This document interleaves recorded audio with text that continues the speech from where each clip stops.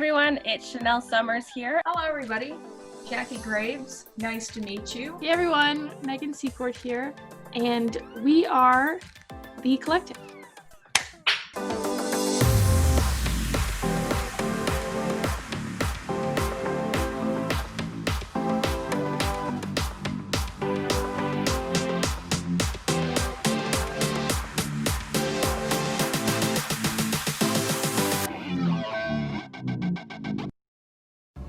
Hi, my name is Antoine Walker, and what you never saw was a moment four of my friends of color and I all got pulled over and questioned, in the end, for having a dirty license plate in the middle of March. Hi everyone, my name is Erica Shaw. When I was asked to do this, it took me a while to think about what's happened to me in my past, because for so long I have buried, stuffed, and forgotten some of the experiences that I've gone through just to deal with corporate organizations that I work with and for. However, what you didn't see is the time I visited a friend in France in my early 20s, and I was walking down the street to go to the little bakery store to get a baguette. And on my way there, a cop started to follow me. He rolled down his window and shouted out the word nigger in French. Hi, my name is Lauren, and during a high school rugby game, the other team's coach told his players to purposely hurt the black girls on the field because he refused to lose to a group of effing niggers. Hey, what's up? My name's Alex, for those of you that don't know. And a little background on me: when I was 13 years old, I used to rock my hair in a big afro, out all natural. And what you never saw was two middle-aged white men pull up on that same 13-year-old kid while he was walking home from school and throw a whole package of Halls at his head, told him to go cut his hair and to go back to where he came from. Peace. My what you never saw story. The day that my sister and I were detained by security at an outdoor mall in America, we were running to a store and had been walking back to the group of people that we were with, and there were security shouting at us from about 10 feet behind, telling us to step aside, and we kept it moving because we didn't even think they were talking to us, but only for us to find out that they were yelling at us, and they had us step aside, and they told us not to move, and they told us not to speak, and we couldn't go let our mom know what was happening. And so we were standing there off to the side, and because we were there for a basketball tournament, one of my sister's teammates had come around the corner and saw us standing there and immediately turned around to go tell our mom because she was just around the corner. And the security guards were yelling at her as well, trying to get her to come step aside with us because they thought she might be a suspect as well. So later we found out that they were looking for people that I guess had been stealing hundreds of dollars of jeans from the mall. And my sister was carrying a bag maybe this big, and I was carrying a purse about this big. And that was a real moment that my sister and I will never forget. And I think that might have been my first taste of things that are happening on TV. Like that very well could have been me.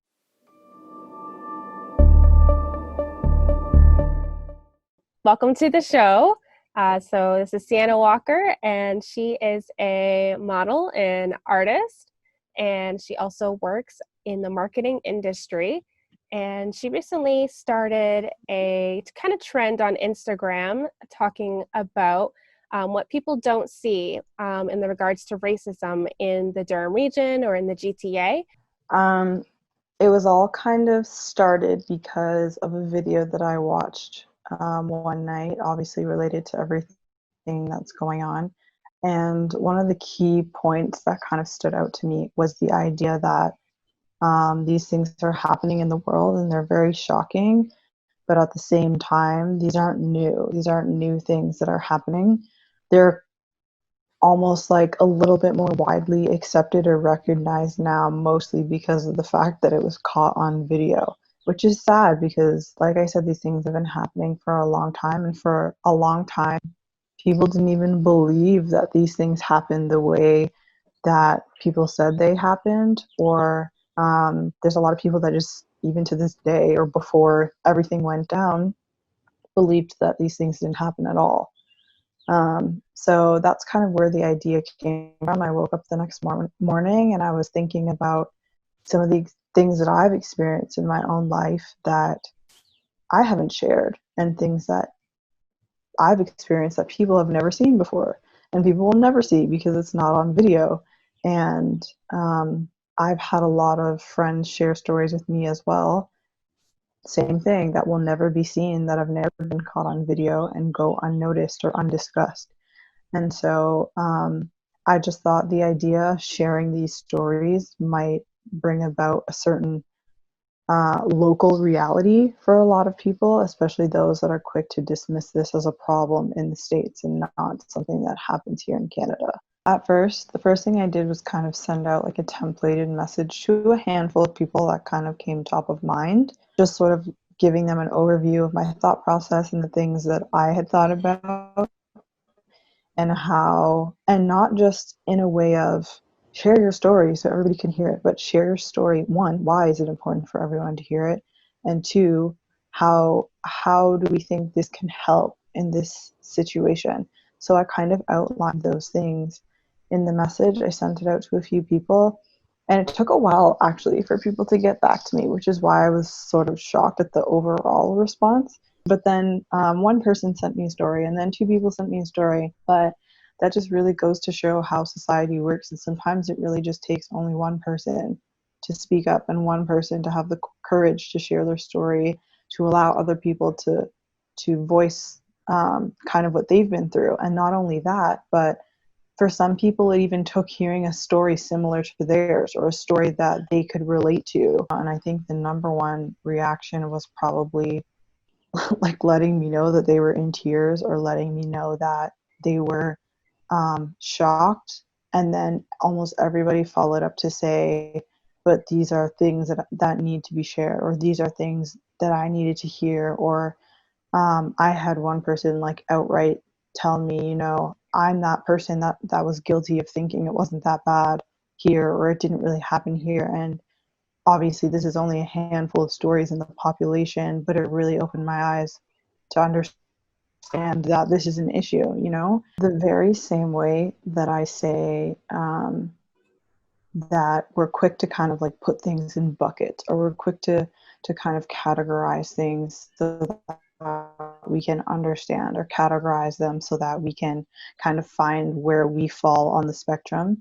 And I think in the same way, there's been a lot of discussion about the idea that we've thought for a long time that a racist person equals a bad person.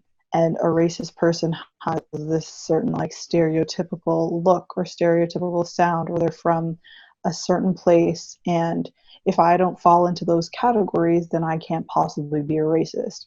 However, I think microaggressions is a big new bucket that some people are just becoming aware of, that fall under the category of not so extreme.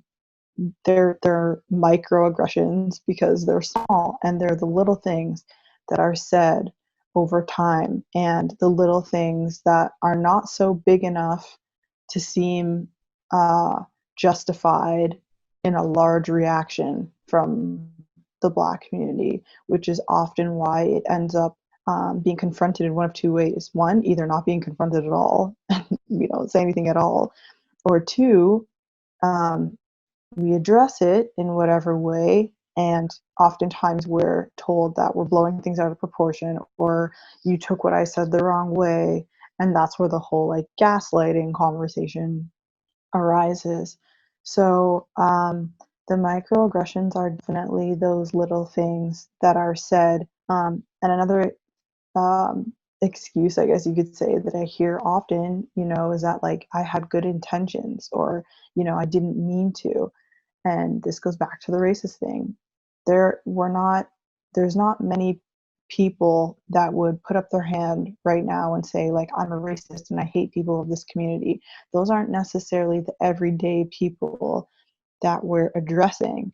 Um, and I guess that's where a lot of people can make the excuse and say, like, we've made a lot of progress and we're not dealing with XYZ anymore. But this is kind of like the new form of racism. And some people haven't come to grips with that completely, but that's a big part of taking the next step forward.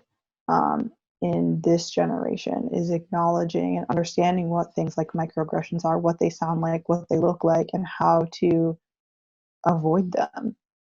Advice that I would offer is, once you have that even slightest bit of awakening or understanding that you might have been off track, do some research.